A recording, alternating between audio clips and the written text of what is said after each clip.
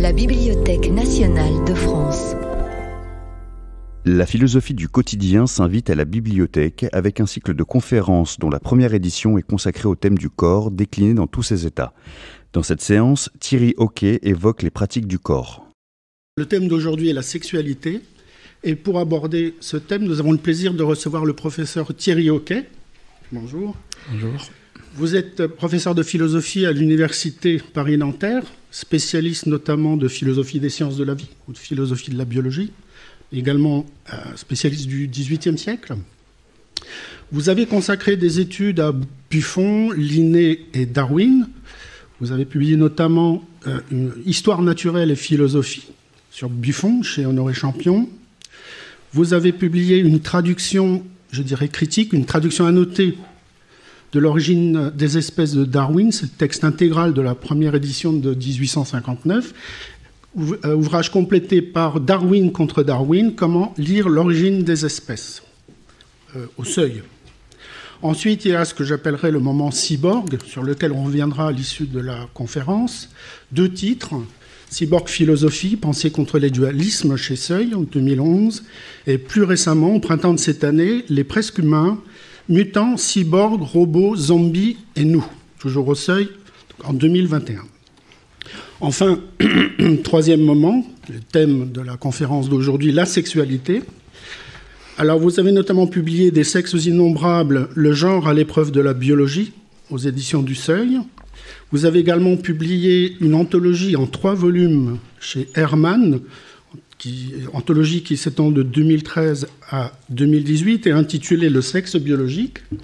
Et enfin, vous avez publié une fiction, ce qu'on aurait appelé au XVIIIe siècle un conte philosophique, ou aujourd'hui une expérience de pensée sur les tribulations d'un candidat à la présidentielle dont l'unique point programmatique est l'annulation de la mention du genre sur les papiers administratifs. Peut-être qu'on aura l'occasion de revenir aussi à suivre. À suivre, exactement. C'est une fiction qui vous permet d'aborder la question de l'égalité homme-femme. Mais sur la sexualité, je crois que j'en ai assez dit et je vous passe sans plus attendre la parole. C'est à vous. Merci pour votre accueil dans le cadre de cette série de conférences. Je suis très heureux de vous retrouver en présence et de pouvoir m'exprimer devant vous, devant le sujet que j'ai tiré finalement dans votre chapeau magique, philosophie de la sexualité.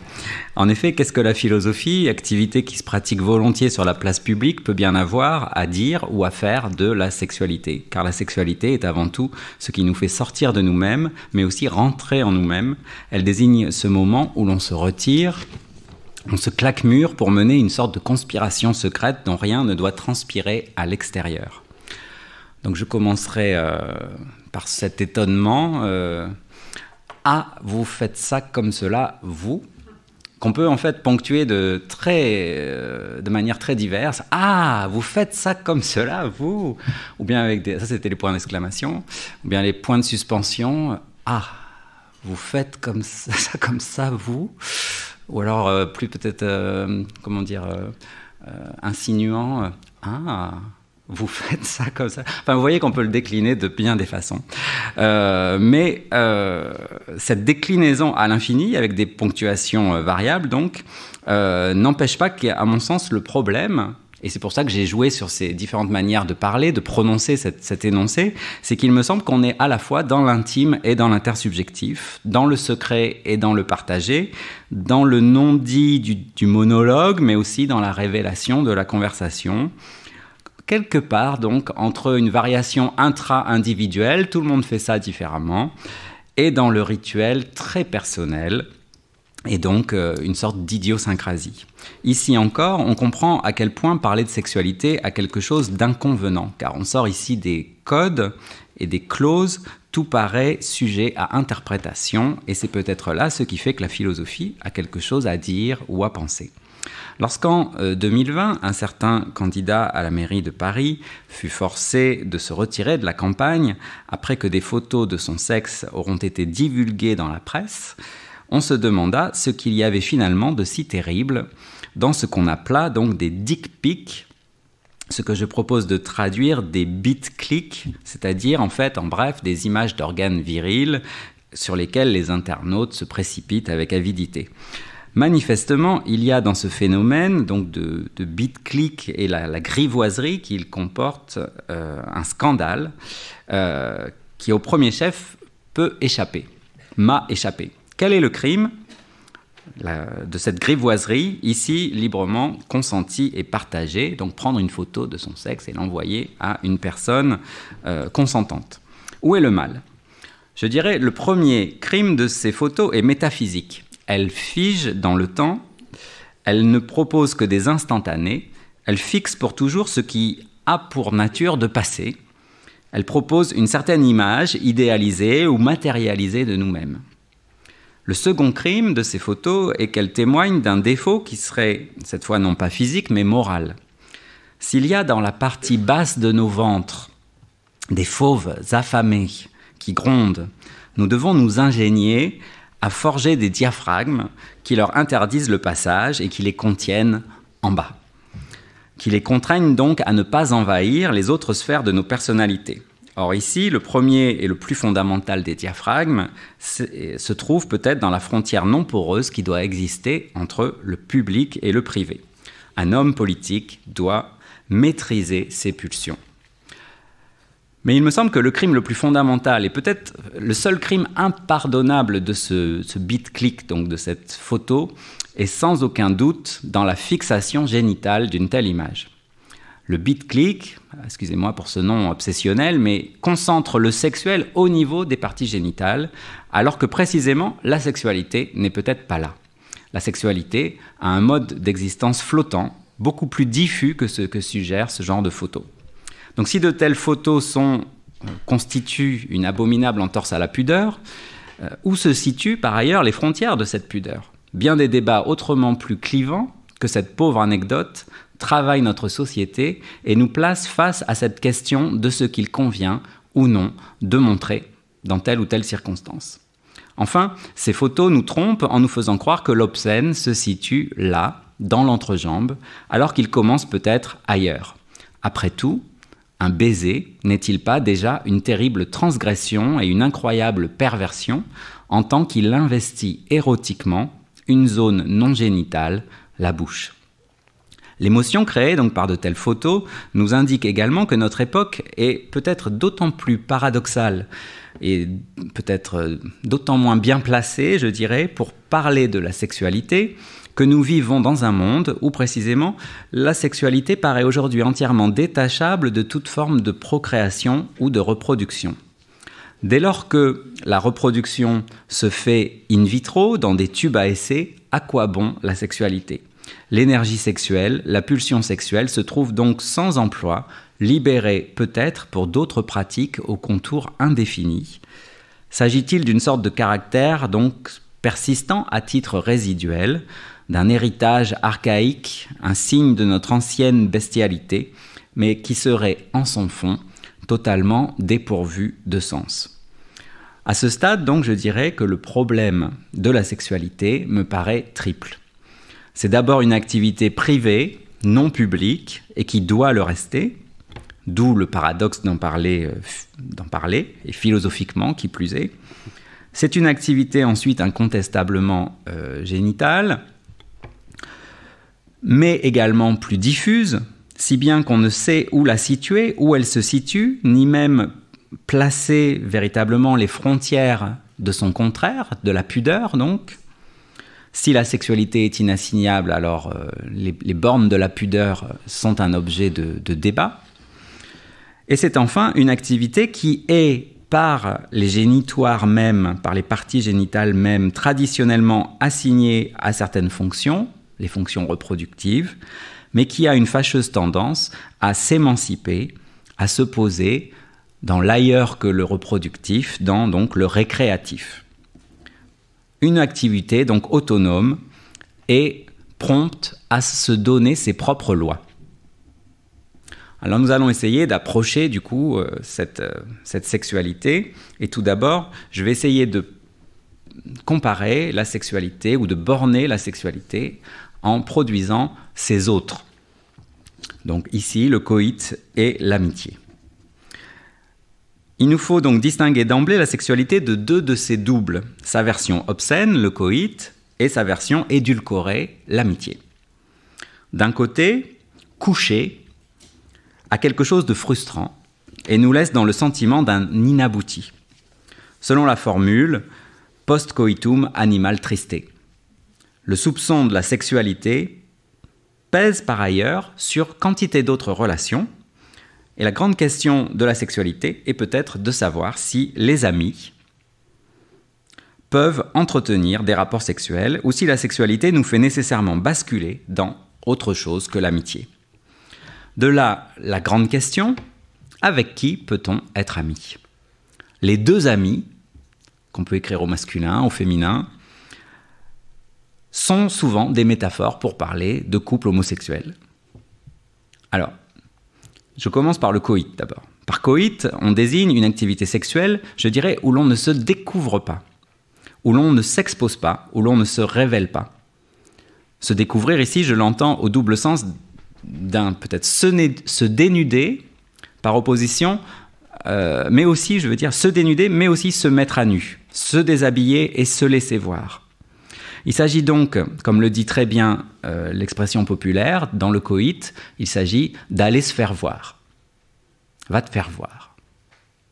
Le coït est donc cet acte où l'on se fait voir, mais où on ne se laisse pas voir.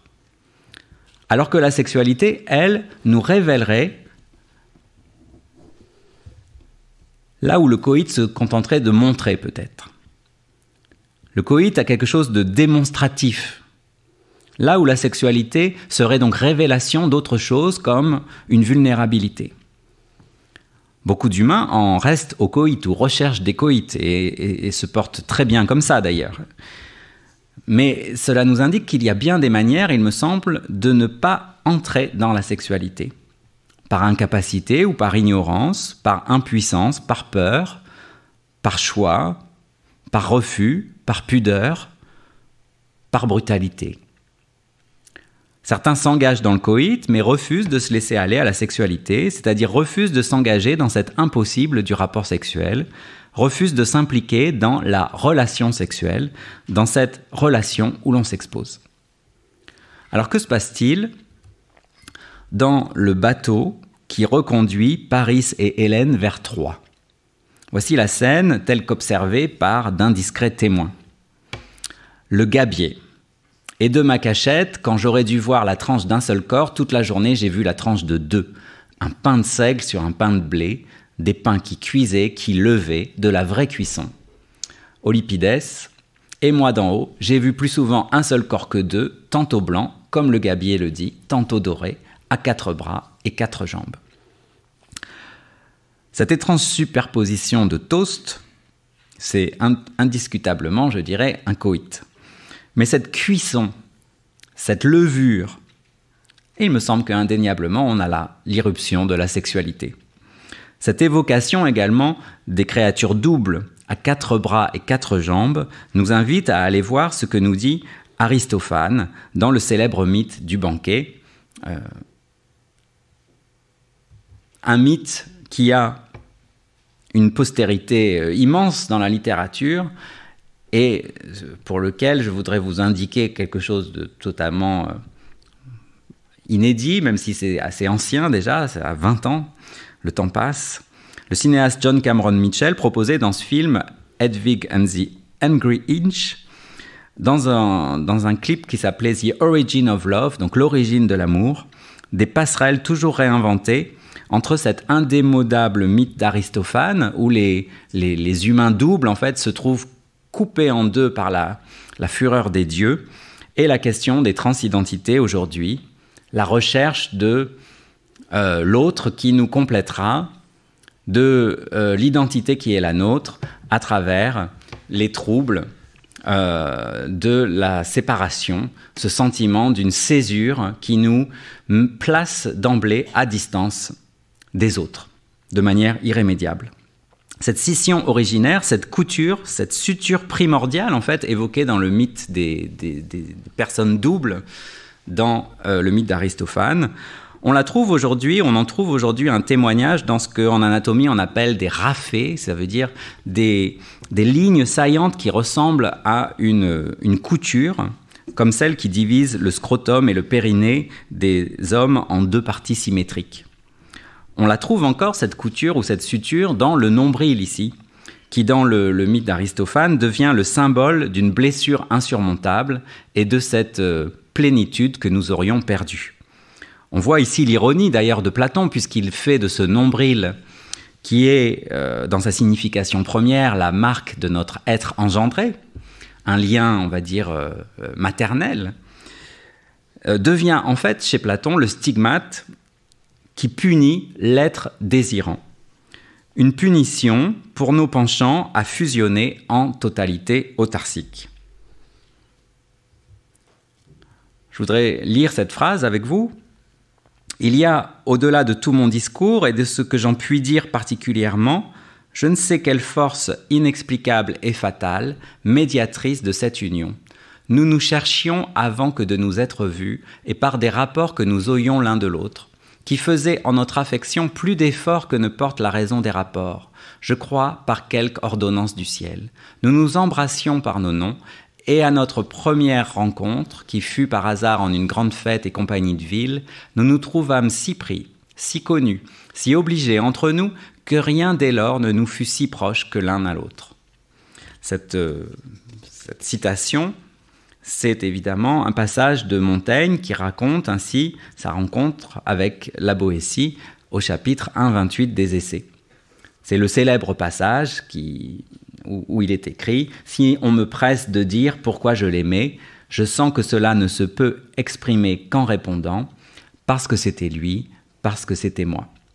Ainsi, Montaigne raconte l'histoire d'une fusion dont tout raisonnement est exclu. Cette fusion même pour laquelle furent châtiés les androgynes d'Aristophane. Ce n'est pas une spéciale considération, ni 2, ni 3, ni 4, ni 1000, c'est je ne sais quelle quintessence de tout ce mélange qui, ayant saisi toute ma volonté, l'amena se plonger et se perdre dans la sienne, qui, ayant saisi toute sa volonté, l'amena se plonger et se perdre en la mienne. D'une fin, d'une concurrence pareille, je dis perdre à la vérité, ne nous réservant rien qui nous fût propre, ni qui fût ou sien ou mien. Qu'a-t-on besoin de savoir de plus que tout cela? Par quelle étrange et malaisante fantaisie aurions-nous besoin de savoir davantage? Toute l'impudeur n'est-elle pas ici clairement exposée? Une telle amitié ne nous dit-elle pas ce débord passionnel qui nous fait perdre le contrôle de notre identité sociale, qui nous fait basculer, chavirer hors des bornes des convenances et des obligations? Pourquoi l'amour serait-il la somme de l'amitié et du sexe ou de la sexualité? Pourquoi l'amitié elle-même ne pourrait-elle pas contenir la sexualité? Finalement, la sexualité apparaît dans toute cette réflexion sur l'amour et l'amitié comme ce que on appelle en psychanalyse l'obsession de la chose avec un C majuscule. Cette chose donc comme un corps étranger à l'intérieur du corps social sous toutes ses formes. Dans le registre de l'amitié, la sexualité est cette chose, cette présence chimérique qui, bien qu'on ne puisse nulle part la repérer de manière positive et clairement définie, fonctionne en dernière instance comme peut-être la règle de notre existence. J'en connais un ou une qui disait que l'amitié n'est pas possible entre les sexes précisément parce que l'amitié prohibe le sexe. Mais j'en connais un autre ou une autre qui se vantait d'avoir couché avec tous ses meilleurs amis. Plus il ressentait d'amitié pour quelqu'un, plus son rapport à l'autre se chargeait de tensions érotiques. Il faisait cela une fois, puis la chose consommée, pour lui, un apaisement se faisait. On pouvait enfin être amis, on pouvait enfin se parler, sans que l'obscure tension de la sexualité fasse obstacle. Mais il arrivait souvent que l'autre vulnérable ne vit pas les choses de la même manière. Qu'est-ce qui se joue donc dans un flirt, dans une amitié amoureuse, comme on dit? Qu'est-ce qui fonde ce fragile équilibre d'attirance et de distance? Cette danse étrange où l'on veut sans vouloir et où passer à l'action équivaudrait à tout ruiner, à tout gâcher. Il y a peut-être tout le cinéma d'Emmanuel Mouret dans ces questions, ou bien toute la puissance qui sous-tend les meilleurs films de Rohmer, Pauline à la plage, Ma nuit chez Maud ou La collectionneuse. Qu'est-ce qui se passe donc dans la maison close de la sexualité? L'ont-ils fait et qu'ont-ils fait? Prenez le sens d'un mot usuel, le mot sodomie en français. Il désigne la pénétration anale dans notre langue.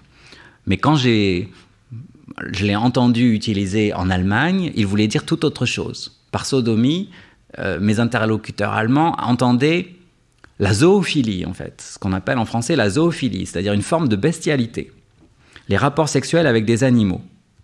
L'infâme crime de Sodome, finalement, nul ne sait ce qu'il recouvre, nul ne sait de quoi il s'agit. Prenez l'interprétation des amours grecs. Le verbe « socratiser » semble indiquer qu'il y a une sorte d'atemporalité dans ces mœurs-là, puisqu'on les trouve de la Grèce ancienne jusqu'à aujourd'hui.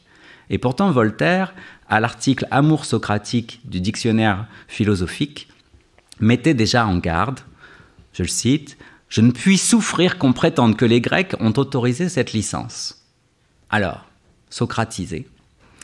Dans la seconde moitié du XXe siècle, 3 ouvrages majeurs ont changé la donne sur ces questions. Le premier, celui de Kenneth Dover, s'appelait Homosexualité grecque en 1978, s'employa à montrer que s'il y avait bien des rapports entre hommes chez les Grecs, l'homosexualité qu'ils pratiquaient n'était pas la nôtre, et que leurs amours en particulier n'avaient aucune réversibilité. La distinction entre l'éraste et l'éroumène, entre l'amant et l'aimé, était une distinction entre des places sociales, entre des rôles dans une relation pédagogique extrêmement codée. Dover soulignait cette dimension éthique et éducative de l'affaire, mais il interprétait par ailleurs beaucoup de verbes dans un sens sexuel. Il interprétait ce dualisme entre l'amant et l'aimé comme l'opposition du pénétrant et du pénétré. Et ce faisant, il fixait la littérature sur les amours grecs dans une obsession sodomite, mais d'une sodomie donc ritualisée et éducative, dont toute dimension récréative paraissait bannie. Le second, Michel Foucault, dans l'usage des plaisirs, le second tome de son Histoire de la sexualité, contestait les résultats de Dover. L'homosexualité n'existait pas dans la Grèce ancienne, elle n'était qu'une invention du XIXe siècle. Mais Foucault maintenait les présupposés de Dover et travaillait encore à partir des rapports de pouvoir instaurés, institués par la supposée pénétration.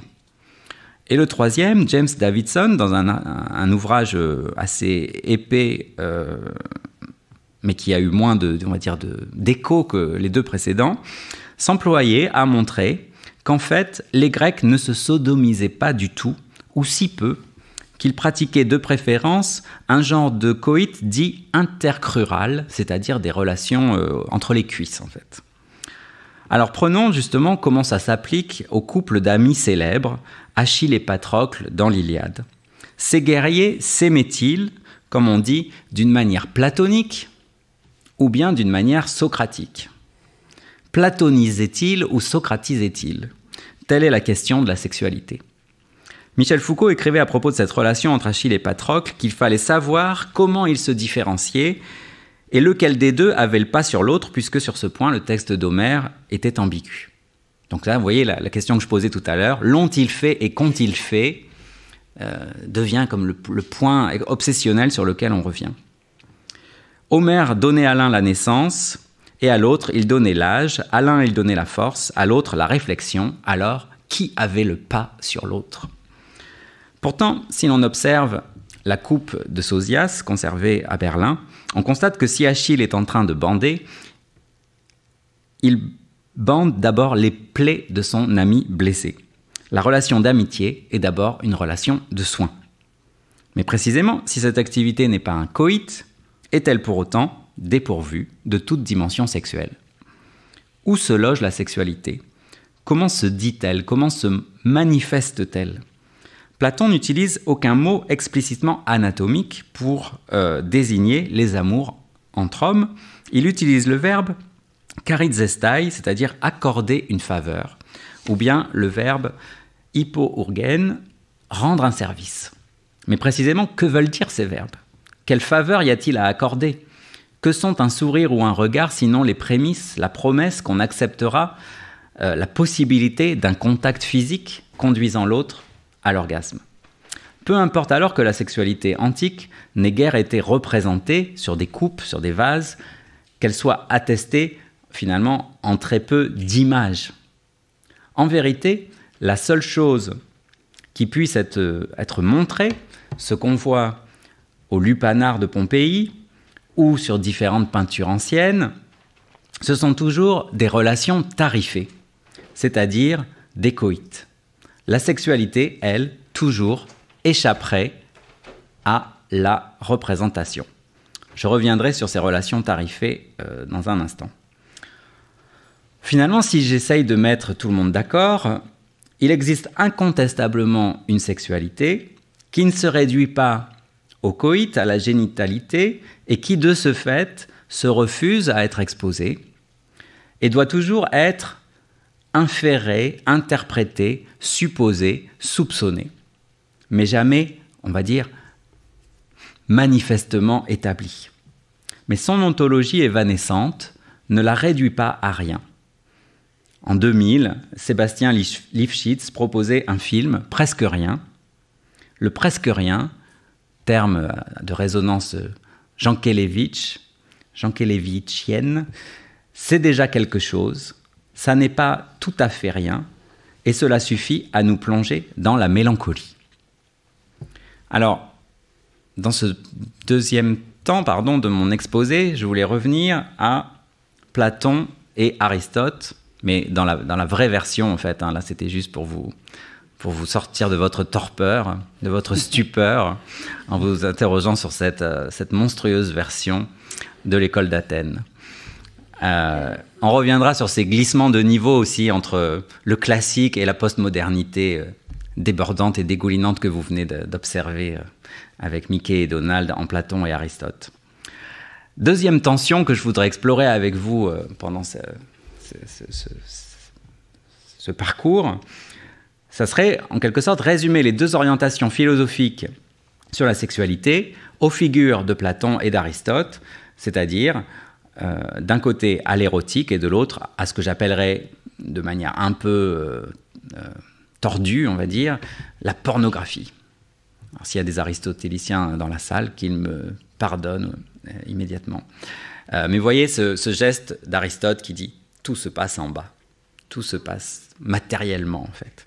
Alors, pas de bonne philosophie, donc, sans Platon ni Aristote, l'un pointant vers le ciel, l'autre pointant vers la terre. La tension identifiée entre coït et amitié, elle se reformule ici dans cette tension entre érotique et pornographie. La première approche philosophique qu'on associe à la sexualité, évidemment, on l'a déjà évoqué, c'est l'érotique platonicienne. C'est-à-dire, dans cette érotique, la sexualité n'est étudiée que comme une étape, une mise en route vers la connaissance. Ce qui nous intéresse dans la sexualité, c'est qu'à travers l'Aphrodite terrestre, se donne à voir une Aphrodite céleste. Ce que nous viserions finalement dans tout rapport sexuel, ce serait une connaissance. La mélancolie que j'évoquais à l'instant, ce serait la mélancolie, l'aspiration à un savoir perdu. Eros, de fait, est une étrange divinité. Divinité secondaire du Panthéon, mais aussi divinité centrale, bien sûr, du banquet de Platon. Fils, est-il dit, fils de Poros et Peña, c'est-à-dire fils de l'abondance et du manque. Eros est une divinité intermédiaire, mais aussi une divinité donc, qui crée des liens. De sa puissance, nous avons plusieurs traces. La première, je dirais, donc cette question qui est posée par l'érotique, c'est que d'un côté, on est obligé de partir de ce que j'ai appelé tout à l'heure le génital. Ça semble être le point de départ. Mais ce génital ne serait finalement qu'un moyen pour accéder à un autre plan de vérité. Alors, n'y a-t-il donc que le génital dans la sexualité ? Manifestement pas. La psychanalyse, notamment, nous a appris à réinvestir les lieux de la sexualité de quantité de fantômes ou de fantasmes. Que désire-t-on ? Autrement dit, qu'est-ce qui nous touche dans la sexualité ? Qu'est-ce qui nous appelle vers la sexualité ? La séduction s'opère par ce que les lacaniens appellent l'objet petit a, l'objet A, qui serait une sorte de signifiant flottant, une lueur d'aurore rosée sur une joue, l'étincelle d'un regard, l'éclat d'un rire ou d'une botte de cuir. Mais aussi, Eros, je disais, est un étrange nouage, non seulement Poros et Peña, donc l'abondance et le manque, mais, comme on l'a vu, un étrange nouage également avec Thanatos, avec la mort, l'amour et la mort. Je voudrais donner ici une phrase, c'est un thème quand même qui était très prégnant, je dirais à la fin des années 60, qui est aujourd'hui, comme on va le voir, beaucoup moins important, beaucoup plus contesté. Donc je vais citer ici L'homme unidimensionnel de Herbert Marcuse, qui donne une analyse intéressante de cette question finalement de la sublimation. Prenons... attendez, est-ce que j'ai la bonne citation ? Oui, c'est ça, Eros et Thanatos. Alors, donc du coup, dès le début, le règne d'Eros est aussi celui de Thanatos. L'accomplissement de l'amour est en même temps destruction, mais pas dans un sens, je reviendrai sur cette citation après en fait, mais pas dans un sens moral ou sociologique, mais dans un sens ontologique. Ce règne d'Eros se trouve en quelque sorte au-delà du bien et du mal, au-delà de la morale de la société, et de cette façon, il est le principe de, il est au-delà du principe de réalité établi. C'est un principe, explique Marcuse, que Eros rejette. La réalité établie est refusée et rejetée par Eros. Le romancier japonais Mishima Yukio, dans une célèbre scène de ses Confessions d'un masque, raconte ce qu'il appelle en japonais une ejaculatio devant un tableau de Saint-Sébastien. Scène qui noue la contemplation du soldat mourant, réconciliant en quelque sorte les deux pôles que sont la force et l'abandon, le terrestre et le spirituel, qui nous présentent donc un point de bascule. Et Mishima, qui fréquenta beaucoup les salles de gymnastique et pratiqua le bodybuilding, observa qu'après leur séance de musculation, au sommet même de leur puissance physique, les jeunes hommes présentaient devant leur miroir des gouttes de sueur qui perlaient sur leur front, signe donc de la présence de la mort au sein même de ce narcissisme du sportif. Sans aller jusqu'à Sade, on pourrait aller voir du côté de ce que Imamura, le cinéaste japonais, présenta quand il réalisa ce film traduit en français « L'Empire des Sens », ce qui se dit en japonais, et le titre m'intéresse aussi ici, « Ai no Korida », c'est-à-dire « la corrida de l'amour ». Tel était le titre original. Et d'ailleurs, ça devient tellement populaire, ce thème de la corrida de l'amour, Ai no Corrida, que vous pourrez chercher. Il y a une chanson de Quincy Jones très à la mode qui est sortie en 1981, une sorte de tube disco, sur ce thème, la corrida de l'amour. Qu'est-ce que ça veut dire ? Qu'est-ce que ça veut dire et qu'est-ce que ça comporte de terrifiant ? La corrida fait partie de ces manifestations qui sont devenues insupportables à beaucoup de nos contemporains.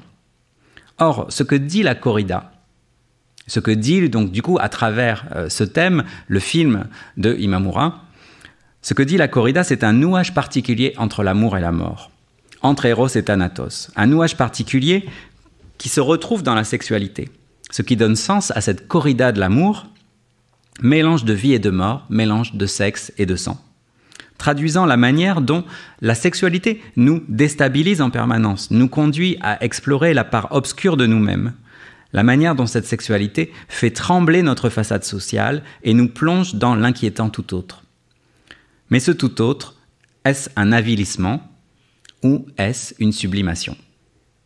C'est là la question en fait qui, à mon sens, se pose, c'est-à-dire quand on ouvre la porte à la sexualité, on laisse entrer en quelque sorte le loup dans la bergerie. Il y a quelque chose d'effrayant qui s'introduit. Et c'est ça qu'il nous faut penser. Nous voudrions être apolliniens, les disciples d'Apollon, les disciples de la raison, du Dieu lumière, mais plane sur nous l'ombre du dionysiaque, l'ombre de la fureur et du déchirement des Ménades. La pleine lumière du soleil garde également quelque chose de dissolvant. Donc c'est ce que Marcuse analyse un peu plus avant avec quelques figures de la littérature.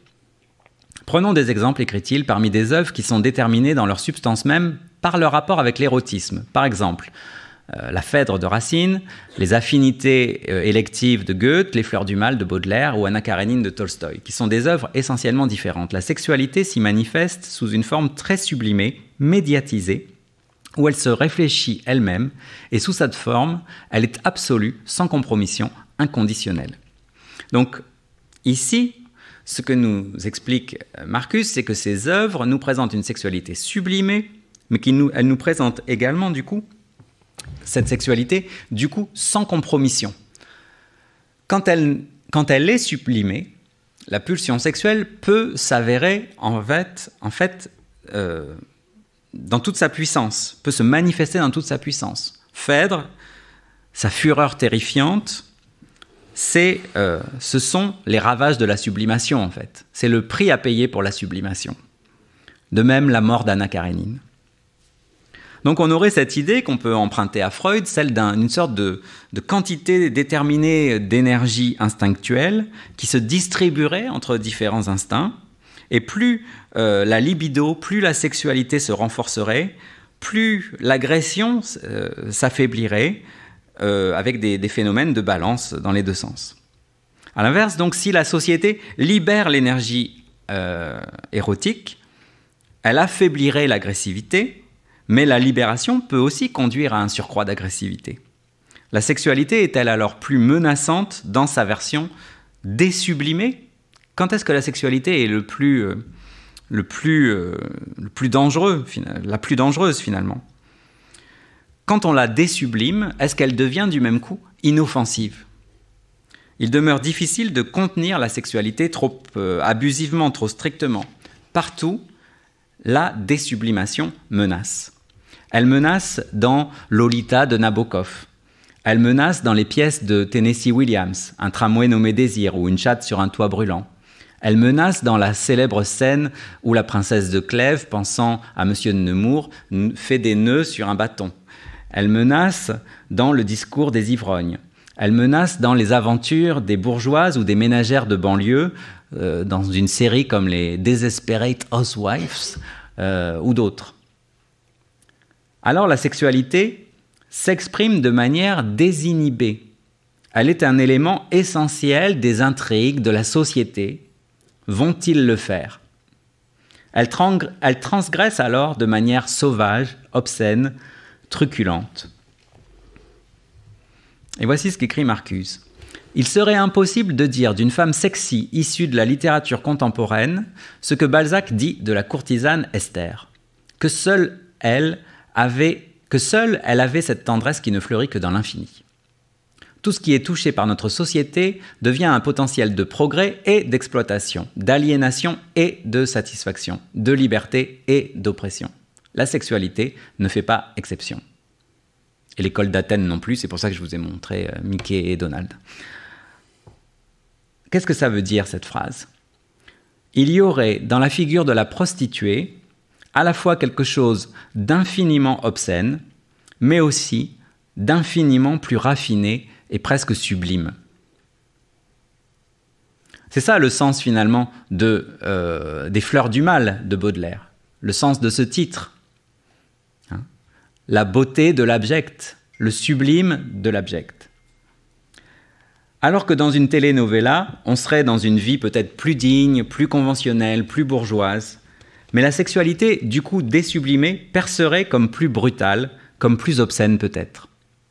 Alors, quelle est la bonne balance ? Quel est le bon équilibre à établir entre la sublimation et l'expression sans filtre, non filtrée ? Alors la deuxième approche philosophique, là c'était pour explorer l'éros platonicien, la deuxième approche philosophique, je dirais que c'est celle d'Aristote, que j'appelle, pour simplifier, celle d'Aristote, et que j'appelle ici, du coup, la pornographie. Si l'érotique, en effet, a pour fonction de sublimer, de nous détourner de la Vénus terrestre, de l'Aphrodite terrestre, pour nous orienter vers les formes célestes de la passion, Aristote, lui, nous ouvre la voie à toutes les biologisations de la sexualité.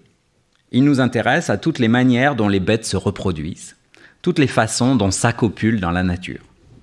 Il serait faux de dire que Aristote aplatit la sexualité. Mais incontestablement, il la matérialise, au sens où il n'a pas peur d'aller voir ce qui se passe. Cela crée une tension, je crois, dans l'interprétation de la sexualité, au sens où il y a une perspective finaliste qui s'introduit également dans l'analyse d'Aristote. Aristote nous présente, nous ouvre à une importante énigme concernant la sexualité. C'est qu'à travers la sexualité, l'individu cherche autre chose que lui-même. Et ça, c'est ce que nous a déjà appris, on peut dire, l'érotique platonicienne. Mais d'Aristote, je dirais, on est conduit, non pas à la question de la sublimation, comme chez Platon, mais on est conduit à ce que Schopenhauer appellera la métaphysique de l'amour.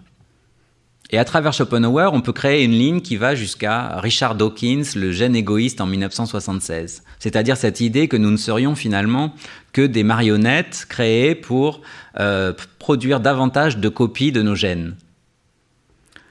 L'individu, ce serait ça l'intuition fondamentale de cette lignée que j'appelle, pour aller vite, aristotélicienne ou pornographique. L'individu n'est pas l'acteur de sa sexualité. À travers le désir sexuel se noue quelque chose qui nous dépasse. La question qui se pose ici, c'est bien sûr celle du but, du télos. Qu'est-ce que l'on recherche à travers la sexualité ? Je pense ici à la célèbre note de Stendhal en marge de son roman inachevé Lucien Leven. Lucien, vous le savez, est épris de Madame de Chastelair qui l'ignore ostensiblement. Il s'approche d'elle, vers une table verte couverte de caricatures. Pendant ce temps, une autre femme, Madame d'Auquincourt, les observe. Madame de Chastelair se blâme d'être trop rigide, trop sévère, trop droite. Elle sublime trop, en fait. Quand soudain, elle est traversée par cette idée folle. Elle avait eu, écrit Stendhal, la mauvaise pensée de prendre la main de Leven, qu'il appuyait sur la table en tenant de l'autre une gravure. Alors, il doit être droitier. Et de la porter à ses lèvres, de lui prendre la main et de la porter à ses lèvres. Cette idée lui avait fait horreur et l'avait mise dans une véritable colère contre elle-même. Elle songe alors, « Dieu, d'où de telles horreurs peuvent-elles me venir ?» Elle enrage donc de cette pulsion si inconvenante, si puérile, si sauvage. Et Stendhal, impitoyable, commente en marge de son propre roman « D'où de telles horreurs peuvent-elles me venir ? De la matrice, ma petite. » Alors, il y a une sorte de cruauté et d'ironie incroyable dans ce commentaire que l'auteur fait de la question qu'il a lui-même placée dans la bouche de son personnage. Mais ce qui est étonnant ici, donc, dans ce dispositif narratif, où on a un narrateur omniscient qui accède aux pensées intimes de son personnage, qui dit la vérité des pensées de la dame, mais qui sait aussi non seulement ce qu'elle pense en son fort intérieur, mais aussi qui a cette position qu'on peut appeler extradiégétique, un peu, qui consiste à avoir un point de vue extérieur au récit, et qui confère à Stendhal une sorte de toute-puissance et de complète clairvoyance quant aux motifs secrets que son personnage lui-même ignore, que la dame donc ignore concernant ses propres motifs.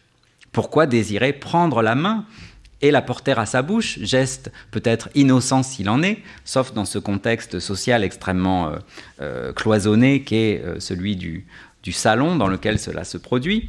Mais à travers ce geste innocent, finalement, il y aurait déjà une obscénité terrible à l'œuvre. Alors cela nous pose plusieurs questions, il me semble, quant à notre objet du jour, c'est-à-dire quant à la signification de cette sexualité. Qui connaît la vérité de la sexualité si elle échappe au sujet lui-même ? Si Madame de Chastelair manque de lucidité, en fait, concernant les motifs qui la poussent à s'emparer, comme ça, de la main du jeune homme, et ce qu'elle n'a pas fait, hein, elle s'est arrêtée avant, mais malgré tout. Donc, ces pensées, en tout cas, qui l'ont saisie, et dont la conscience n'a pas la clé.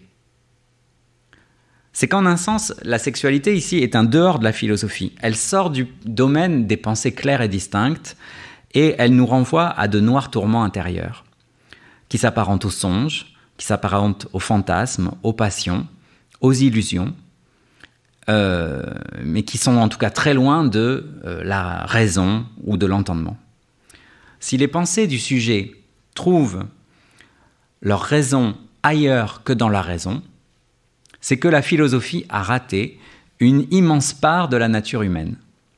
Cet immense monument, par exemple, que sont les 3 critiques d'Emmanuel Kant, la critique de la raison pure, la critique de la raison pratique, la critique de la faculté de juger, eh bien, manque la question sexuelle et son originalité. Et on pourrait en dire de même de une grande part, je crois, de l'histoire de la philosophie, sauf par bribes, en fait. Je pense à une page de Descartes dans une lettre à Chanu sur l'amour qu'il a ressenti pour les jeunes filles qui louchaient. Voilà. Ça apparaît ici. Mais pour parler de la sexualité, il ne faudrait pas être philosophe, mais psychologue, romancier, ethnologue ou biologiste. Quelque chose dans le sujet veut sans que le sujet sache pourquoi, voire sans que le sujet sache même qu'il veut ou ce qu'il veut. Le sujet peut croire vouloir autrement qu'il ne veut. Vous voyez là le niveau de motif et de profondeur dans lequel cette question de la sexualité nous plonge. Et il me semble qu'ici, la biologie est l'élément paradoxal de la sexualité, et c'est ce vers quoi le moment aristotélicien, donc de mon exposé, nous amène. C'est-à-dire, j'ai commencé par rejeter le biologique inauguralement en disant que le sexuel n'était pas le coïtal, qu'il y avait une différence entre sexualité et coït. Et en même temps, la biologie est encore ce qui revient dans cette inconscience structurale de toute sexualité, de la matrice ma petite, comme le dit Stendhal. Alors, c'est ici peut-être à ce point un peu d'étranglement en fait, où on a essayé de s'arracher du biologique, mais où on y semble malgré tout nécessairement reconduit, qu'il convient, je crois, de mettre un petit peu de jeu, J-E-U, un petit peu d'espace, un petit peu de respiration, un petit peu de liberté. Chez Platon comme chez Aristote, finalement, la sexualité reste prise dans des dispositifs téléologiques, dans des fonctions en fait qu'on lui attribue, fonction de connaissance chez Platon, fonction de reproduction chez Aristote, des finalités qui en fait dépassent et transcendent le geste lui-même, la pratique elle-même pour la renvoyer vers une transcendance. Ici, il convient de ne pas trop vouloir nous angéliser, car nous gardons toujours en tête l'ancien adage de Montaigne et Pascal qui veut que qui veut faire l'ange fait la bête. À l'inverse, on pourrait se demander qui fait la bête, fait-il l'ange pour autant ? La sexualité nous place face à un animal mugissant. Platon nous révéla son nom. En plus du logos, la raison, et du thumos, le cœur, le courage, il y a les épithumias, les désirs, les entrailles, si vous voulez. Cette sexualité bestiale ou abrutie nous pose également, je crois, une étrange question qu'on n'a pas évoquée jusqu'ici. C'est la question de la satiété, la question de la satisfaction. La matrice féminine fut longtemps une certaine image de cette puissance insatiable. Mais l'homme lui-même trouve-t-il jamais la satisfaction, l'apaisement ? Dans un film de 2011 qui s'appelait en anglais « Shame », la honte, on voyait un personnage joué par, je crois, Michael Fassbender, qui était un consommateur obsessionnel de pornographie, un homme seul qui se masturbe matin, midi et soir, et même la nuit, et à toute heure, voilà. Et qui entre dans des relations, justement, tarifées avec des personnes qu'il ne voit même pas, puisque tout se passe par caméra interposée. Mon collègue Michael Fussell analysait ce film en ces termes. Rien, écrivait-il, ne manque à ce personnage, sinon le manque lui-même qui le porterait à désirer autre chose que des étreintes formatées. Au moment où une perturbation réelle surgit dans son existence, lorsqu'il rencontre donc une de ses collègues et peut-être tombe amoureux d'elle, il lui faut choisir entre une sexualité efficace mais solitaire et la confrontation avec l'altérité imprévisible d'un corps. Et sans surprise, le personnage choisit la sexualité solitaire. Mais une pratique telle que la masturbation épuise-t-elle la sexualité ou au contraire l'aiguise-t-elle ? Telle est sans doute la vérité ultime de ces anciens traités de médecine dont on se moque beaucoup, qui montraient des jeunes gens épuisés et mourants à la suite d'un onanisme forcené. Ce que je veux dire par là, c'est que la vérité de ces traités, c'est d'interroger le fait, la fausse évidence ou la pseudo-évidence selon laquelle la masturbation procurerait une quelconque satisfaction, c'est-à-dire parviendrait à éteindre, à calmer, à faire taire le monstre mugissant. En 1813, dans le Dictionnaire des sciences médicales, le médecin Antoine-François de Montègre rédigeait un article intitulé « Continence et continent ». Il distinguait la chasteté, disposition naturelle, un peu comme la pudeur qu'on a vu tout à l'heure, de la continence. Continence qui exige, qui suppose un combat et une victoire. Le terme continence dérive étymologiquement de continere, contenir, faire violence. Cette continence désigne donc l'effort par lequel on résiste au penchant qui nous porte au plaisir de l'amour. Tous les excès auxquels se livrent les bêtes semblent indiquer que même chez elles, la continence n'est pas absolue. C'est-à-dire que les bêtes ne sont pas un modèle de vertu, en fait, qu'elles ne copuleraient que pour se reproduire. Non, en fait, c'est plus complexe que cela. Et l'éthologie, au XXe siècle, a encore approfondi notre connaissance de cette affaire. Mais déjà, au XVIIIe siècle, Réaumur pouvait observer dans sa basse-cour un lapin qui était obsessionnellement entiché d'une poule et cherchait à la poursuivre de ses assiduités. Donc, les bêtes ne sont pas continentes. Et puis, même, note Montègre, si l'excès de volupté représenté par l'onanisme peut conduire à une sorte d'épuisement des forces vitales, à défaut de l'épuisement de la pulsion sexuelle elle-même, la privation absolue des plaisirs de l'amour, à l'inverse, n'est pas moins dangereuse. La continence est nuisible aux animaux comme aux hommes, expliquait Montègre. Ce qui prend cette semaine particulièrement un sens tout à fait remarquable, je trouve. Ainsi, la célèbre chasteté, exemplifiée par la colombe ou la tourterelle, cache sans doute une souffrance qu'il faut bientôt soulager en offrant à la femelle un nouveau mâle. Montègre se demande avec Montaigne qu'a fait l'action génitale aux êtres humains alors qu'elle est si naturelle, si nécessaire et si juste.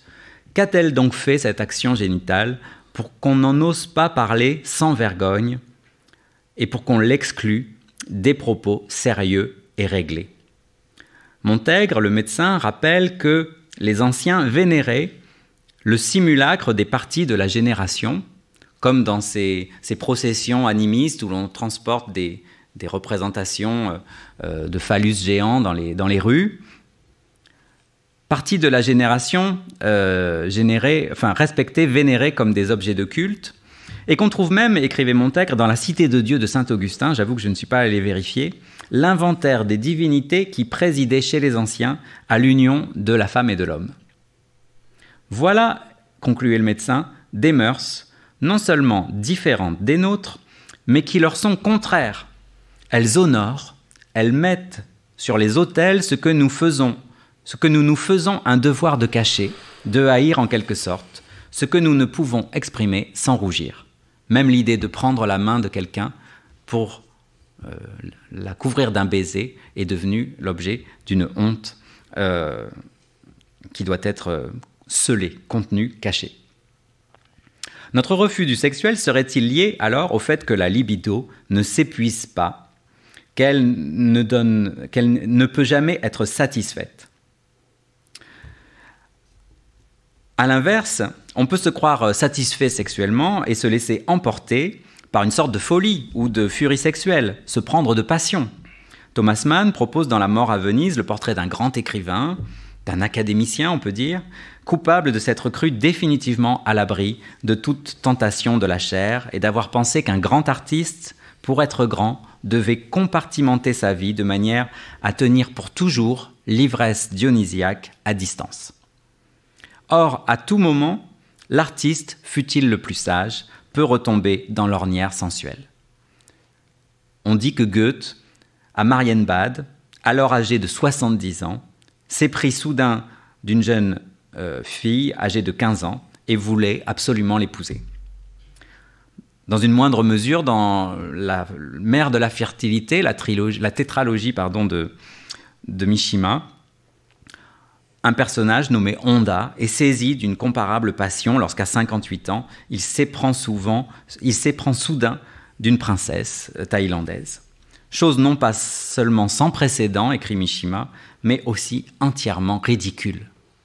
Ce comique de la passion sénile, si vous voulez, qui nous pose la question de la continence, dans la mesure où les personnes les mieux armées pour être continentes, qui ont dévoué leur vie, qui ont voué leur vie à Dieu, à la littérature ou aux arts ou à la philosophie, se trouvent soudain emportées par quelque chose de plus fort qu'elles.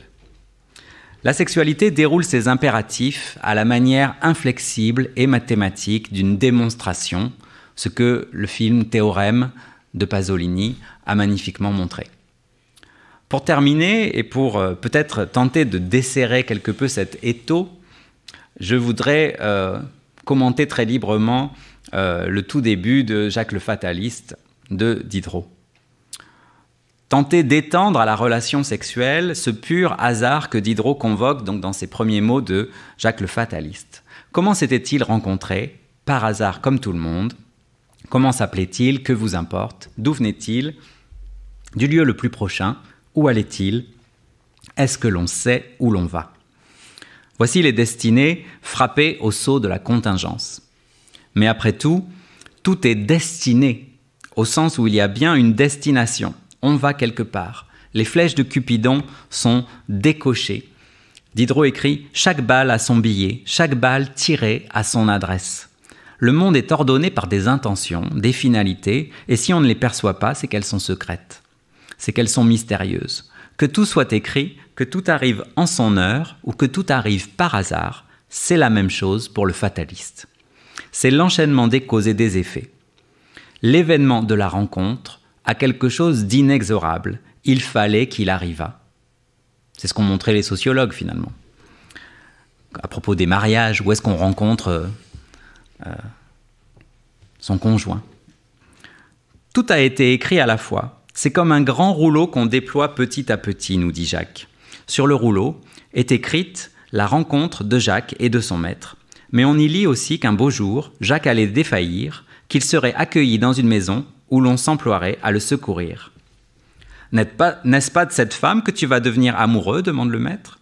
Jacques répond « Et quand je serai devenu amoureux d'elle, qu'est-ce qu'il y aurait à dire? Est-ce qu'on est maître de devenir ou de ne pas devenir amoureux? Et quand on l'est, est-on maître d'agir comme si on ne l'était pas? Même la contingence du plus grand des hasards ne nous fait pas sortir de la destinée.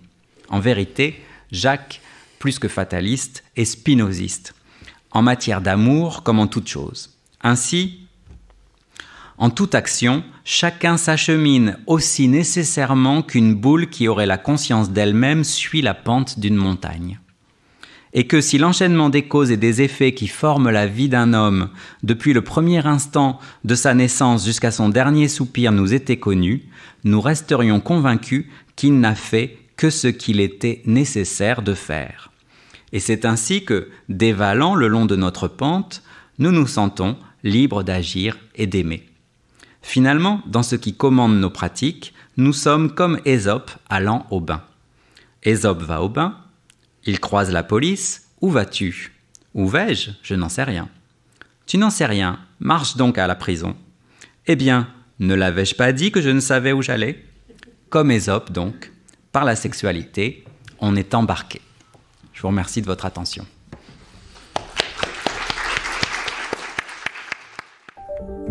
Vous venez d'écouter un podcast de la Bibliothèque nationale de France.